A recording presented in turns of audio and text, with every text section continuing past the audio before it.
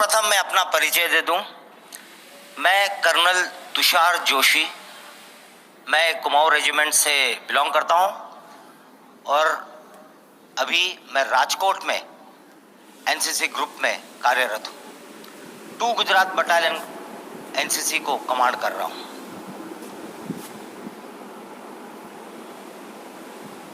ये मेरा एक अनुभव जो कि गुजरात प्रदेश से काफी संबंध रखता है, ये है गांधीनगर के अक्षरधाम मंदिर का। आपने सुना होगा 2002 सितंबर 24 तारीख को वहां पर 2 आतंकवादियों ने मंदिर में हमला किया था, जिसमें 50-60 लोगों को मार दिया गया था बेरहमी से और करीब 80 लोगों को हॉस्टेज ले लिया था। उस वक्त मैं मेजर तुषार जोशी हुआ करता था और मैं एनएसजी ब्लैक कैट कमांडोज में तैनात था। स्क्वाड्रन कमांडर था वहां पर 2 स्क्वाड्रन का, जो कि एक ब्लैक कैट कमांडो का एक स्क्वाड्रन होता है। उस दौरान तब मैं मानेसर हरियाणा में वहां पे पोस्टेड था। जब ये कांड हुआ उस वक्त हम लोग मानेसर में थे। मैं अपने कुछ शाम के परेड के बाद, जैसे आपके अभी ये शाम जो परेड होती है इस तरह की कुछ परेड थी हमारी, वो करके घर पहुंचा ही था। आते ही खबर मिली मेरे रेडियो सेट पे, मेरे फोन पे, तब तो मोबाइल नहीं होता था, कि इस तरह से कुछ अटैक हुआ है और आपने निकलना है। मैं अलर्ट स्क्वाड्रन कमांडर था। मैं जिस हालात में था उसी हालात में घर से निकला और सीधा पालम एयरपोर्ट दिल्ली के लिए रवाना हुआ। साथ में मेरी टुकड़ी जो थी वो भी अपने हमारी गाड़ियों में बैठ के एयरपोर्ट पे पहुंच गई। वहां पर हमारे लिए फौजी जो प्लेन होता है IL-76 वो तैयार था। हम उसमें बैठ के हम सीधा अहमदाबाद पहुंचे। अहमदाबाद पहुंचते ही वहां पर हमारे पास हमारे लिए पुलिस की गाड़ियां आ गई थी लेने के लिए, और हम तुरंत वहां से गांधीनगर अक्षरधाम पहुंचे। और हवाई जहाज के दौरान मैंने अपने कमांडोज को ब्रीफ किया। मैंने उनको सिर्फ ये बताया कि है ना, मुझे सिर्फ इतनी खबर मिली है कि यहाँ पर ऐसा ऐसा हुआ है, और मैंने टीवी ऑन किया था और टीवी में मैंने देखा है कि एक अक्षरधाम मंदिर, मुझे अक्षरधाम मंदिर भी पता नहीं था तब। एक अक्षरधाम मंदिर है गांधीनगर में, वहां पर आतंकवादियों ने हमला कर दिया है और वहां और हॉस्टेज ले रखे हैं, बंधक बना रखे, उनको हमने छुड़ाना है। ये तकरीबन शाम को 5 बजे की बात है, 24 सितंबर 2002 को। हम वहां से पहुंचे गांधीनगर, पहुंचते पहुंचते 10, साढ़े 10, 11 बज गए थे। वहां पहुंचने के बाद वहां पर जो ऑपरेशनल रिस्पॉन्सिबिलिटी होती है वो मुझे हैंडओवर कर दी गई। तब के आईजी थे मिस्टर चक्रवर्ती, उन्होंने मुझे ब्रीफ किया लास्ट में कहां पर उन्होंने आतंकवादियों को देखा। मैं आपको कुछ फोटोज दिखाऊंगा मेरे बताने के बाद, मेरी पूरी इसके बाद आपको बताऊंगा तो आपको अपने आप ज्ञात हो जाएगा। उन्होंने मेरे को हैंडओवर करने के बाद उन्होंने ये बताया कि यहाँ पर पुलिस के कई 3-4 कमांडोज शहीद हो गए हैं, और आखिरी बार जब देखा था तो 15 मिनट पहले एक वहां पे जो ऊपर के जो परिक्रमा है उधर देखे गए थे। उसके बाद 15 मिनट से कोई फायरिंग आई नहीं है। मेरे लिए एक बहुत ही चैलेंज वाली बात थी कि अब मैं इतने बड़े मंदिर में ढूंढूं कहां। मुझे कोई आइडिया नहीं था मंदिर के बारे में, मुझे सिर्फ जो ब्लोअप और जो मॉडल था उस पर बताया गया था, बाकी मुझे कोई ज्ञात नहीं। मंदिर इतना बड़ा, खूब सारे रूम्स, अब किस रूम में है ये 2 आतंकवादी, किस में घुसे हैं कुछ पता नहीं। हम लोग अंदर घुसे। मैंने अपने पूरे टीम को छोटे छोटे स्क्वाड्स, हम लोग हिट्स बोलते थे, वो हिट्स में बांटा था, पहले से बटा होता है। उनको मैंने डिप्लॉय किया। मेरे जो स्नाइपर्स थे, स्नाइपर मतलब जो दूर से जो शिश लेके मारता है, निशाना, शार्प शूटर जिसको हम अमूमन बोलते हैं, उनको मैंने डिप्लॉय किया। उनका काम दो था। एक, कहीं दिखता है मिलिटेंट आतंकवादी टेररिस्ट को जो बोल जो दिखता है तो उसको क्लियर कट, अगर दिखता है तो उसको स्नाइप करना, उसको वहीं के वहीं मार देना। पर ध्यान में रखें कि कोई उसके साथ कोलैटरल डैमेज ना हो। कोलैटरल डैमेज मतलब उसके साथ और कोई नुकसान ना हो।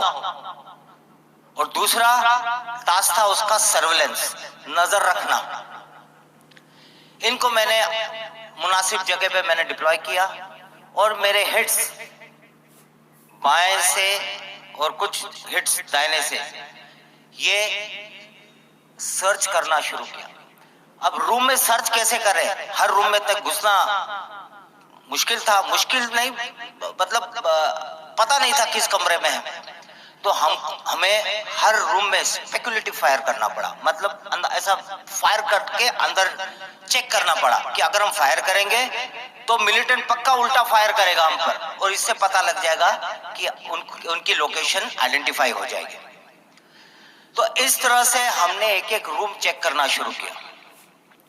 आप अगर अक्षरधाम मंदिर में गए होंगे तो आपने देखा होगा दाहिनी तरफ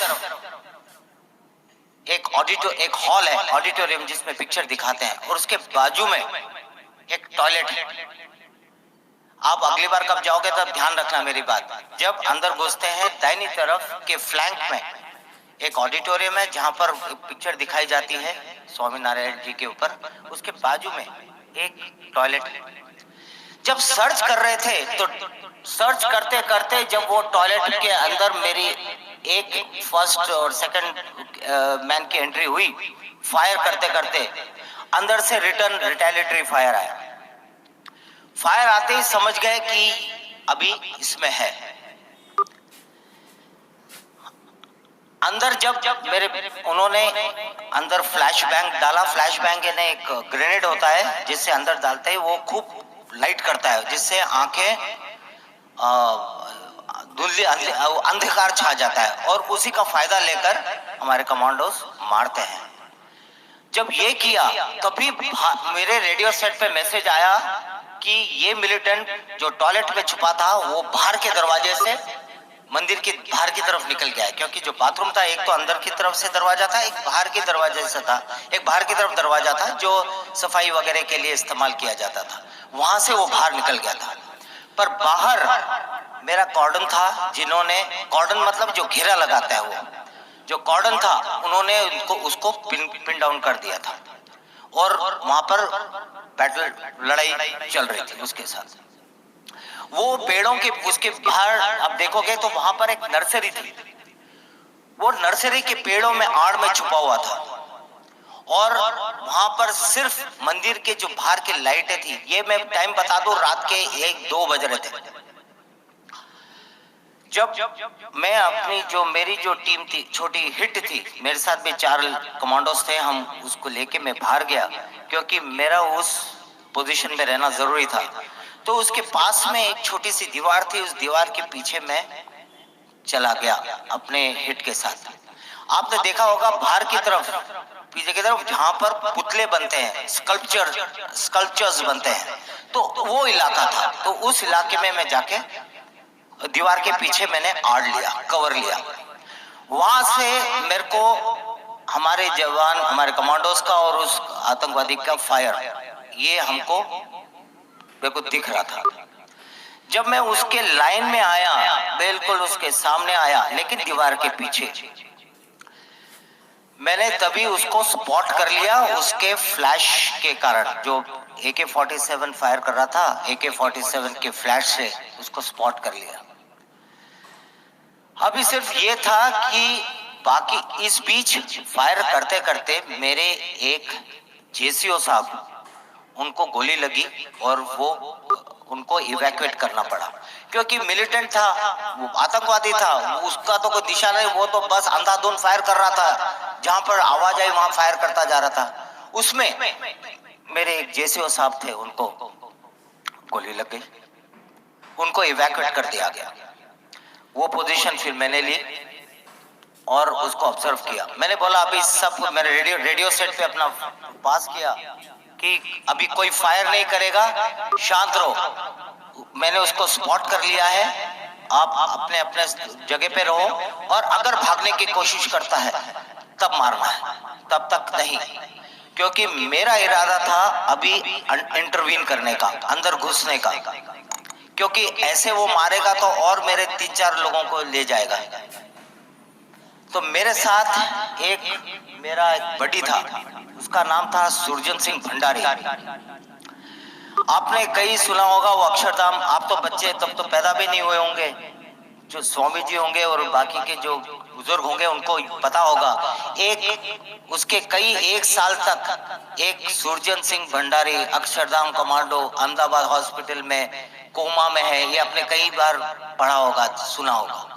ये वही जवान था, वो मेरे साथ मेरा बडी था। मैंने उसके ऊपर नजर रखा, उस मिलिटेंट के ऊपर, उसके फ्लैश के ऊपर। मेरी नजर सिर्फ फ्लैश के ऊपर थी कि उसको स्पॉट करना था। मैंने सुरजन सिंह को बोला, बेटे वो मुझे दिख गया है और अभी हमने दीवार को कूदना है। दीवार इतनी छोटी थी, 3-4 फुट की दीवार थी और उसके ऊपर ऐसे स्पाइक्स, ऐसे पोल लगे थे और उसके ऊपर लाइटें थी। मैं यहाँ पर एनवीडी से नाइट विजन डिवाइस से भी नहीं देख सकता था, क्योंकि वो लाइट का जब नाइट विजन डिवाइस पे पड़ता है तो वो इफेक्टिव नहीं होता है। मुझे ये थोड़ा सा प्रॉब्लम आ रही थी, क्योंकि उसको हम लोग दिख रहे थे, क्योंकि हम लोग, हमारे पीछे सिटी की लाइट्स थी, मंदिर की लाइट्स थी, इसलिए हमारे सर उसको दिख रहे थे। तो मेरा उठना भी खतरे से खाली नहीं था, पर मारना जरूरी था। मैंने सुरजन को बोला, बेटे मैंने उसको देख लिया है, मैं स्टैंड बाय गो बोलूंगा, उसमें हम लोग ग्रेनेड फेंकेंगे, उस ग्रेनेड के ब्लास्ट के साथ हम उठेंगे और हमारे पास जो MP5 वेपन था हम उसको फायर करेंगे, जिससे उसको एक्शन रिएक्ट करने के लिए मौका ना मिले। हुआ वही, मैंने बोला स्टैंड बाय गो। हम खड़े हुए, हमने ग्रेनेड फेंका और हमने हमारे हथियार फायर किए, और उसी फायर में उसने उल्टा फायर किया। ये तो बाद में पता लगा कि वो मरते मरते फायर कर रहा था, लेकिन उसने फायर किया और उस बस्ट में मेरे सुरजन सिंह भंडारी को कि यहाँ पर ब्रेन स्टेम होता है या कुछ खास नस होती, उस पे लगी और वो भाग करके नीचे गिर गया। और उसी बर्स्ट में उसको यहाँ लगी और मुझे गर्दन पे लगी, यहाँ काट के चले गया। मुझे पता ही नहीं लगा कि मुझे लगी है, क्योंकि ऐसे काट के गई थी। ये तो मुझे बाद में पता लगा, जब मैं सुरजन सिंह भंडारी को CPR दे रहा था, जब मैं उसको रिसस्टेशन दे रहा था, सांस माउथ टू माउथ रेस्पिरेशन दे के उसको रिवाइव कर रहा था, तब उसने जब जोर से करके ऐसे सांस ली, तुरंत मैंने रेडियो सेट पे इसको बुला के इवैक्यूएट कराया। और जब मैं उसके मुंह में सांस दे रहा था, रिसस्टेशन दे रहा था, तब मेरा उसके मुंह पर ऐसा ब्लड छलका। ये ब्लड कहाँ से आया मुझे समझ में ना आया। फिर जब मैंने जांचा अपने आप को, तो मेरे यहाँ से ब्लड उसके मुंह पे गिरा था, क्योंकि मैं फोर्स लगा रहा था, तो ब्लड स्पर्ट हुआ, बाहर गिरा। तब जब मुझे पता लगा कि यहाँ पे कटा है, तब मुझे उसके बाद दर्द होने लगा। तब तक काफी टाइम हो गया था, क्योंकि बॉडी गर्म थी, सामने दुश्मन था, तो इसमें मुझे पता नहीं लगा। लेकिन ऐसे काट के चले गया, कुछ मुंह दांत मेरे टूट गए, वो हो गया था। पर बाद में जब बॉडी ठंडी हुई तब पता लगा कि मुझे चोट लगी है, पर मुझे कुछ हो नहीं रहा था, ऐसा कुछ वीकनेस वगैरह कुछ फील नहीं हो रहा था। तो मैंने अपना पटका बांधा और फिर तब तक मेरा दूसरा बडी आया और हम कूद के अंदर गए। तब तक कुछ फायर नहीं हुआ, तब जाके देखा तो वो मरा पड़ा था।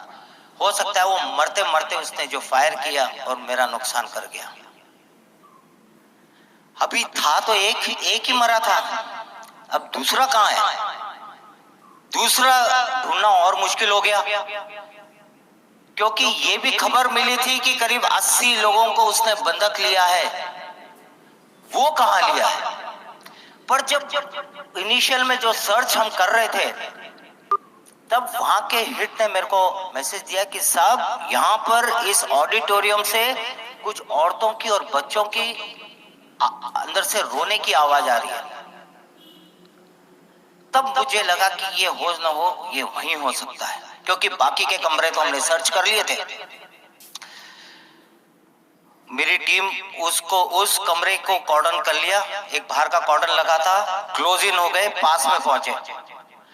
मेरे स्नाइपर्स जो मैंने शुरू में बताया, जो सर्वेलेंस कर रहे थे, उनको मैंने थोड़ा सा रीएडजस्ट किया और उनको बोला कि उस दरवाजे पे नजर रखो, कोई खबर कुछ होता है तो, क्योंकि मैं देख नहीं पा रहा था, क्योंकि मैं आड़ में था। तो वहां से ऊपर जहां स्नाइपर लगाया था, वहां से वो सर्वेलेंस कर रहे थे। इतने देर में मैंने सबको बता दिया कि अभी इसके साथ उस टेररिस्ट को बाहर कैसे निकालें, ये एक जरूरी था। ये जरूरी था कि अगर नॉर्मल अमूमन हमारी जो ड्रिल होती है, हमारा जो तरीका होता है कि दरवाजा पे ब्लास्ट किया और अंदर गए और मारा, ये हम यहाँ पर नहीं कर सकते थे, क्योंकि अंदर सिविलियन बंधक थे। हमारे इस कार्रवाई के कारण हम कोई नुकसान न पहुंचाए, ये एक टेंशन था। ये खास मतलब बहुत ही जरूरी था कि हम सिर्फ टेररिस्ट को ही मारे, कोई कोलैटरल डैमेज ना हो। तो ये दिमाग में रखते हुए मुझे थोड़ा सा खेल खेलना पड़ा, उसको हम बोलते हैं साइकोलॉजिकल ऑप्स, साइऑप्स, उसके मन से खेलना।